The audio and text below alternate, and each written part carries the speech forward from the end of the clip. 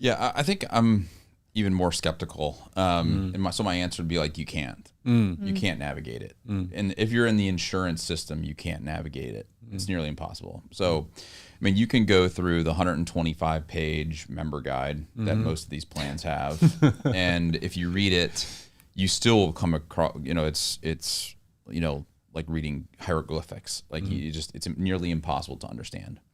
Even if you did understand it, so let's make that assumption for a minute. If you go to the hospital, you let's just say you are unconscious and you're in the hospital, you will have an assortment, a dozen different doctors or providers treating you within that hospital. Some may be in network, some may be out of network.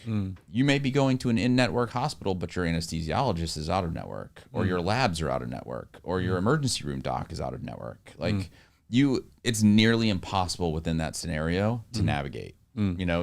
Or to plan ahead of time. Plan ahead. It's always going to be after the fact. Yeah. It's going to be a surprise. The whole point of insurance is for the big stuff, right? And when you get into the big stuff, it's nearly impossible to navigate the big stuff within insurance to make sure that at the end of the day, the insurance plan is going to do it.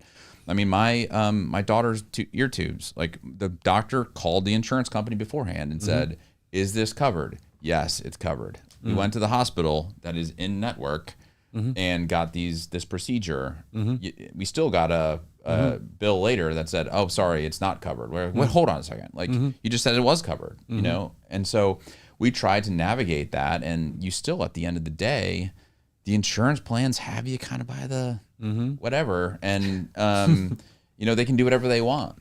And they have such pull within a lot of the regulatory, agencies that you can call, the Department of Insurance or whatever, and they're kind of like, meh,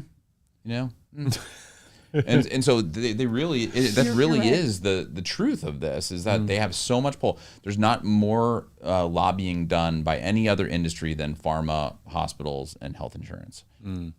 So money is in essence driving, the majority of this. So I'm very skeptical. Maybe,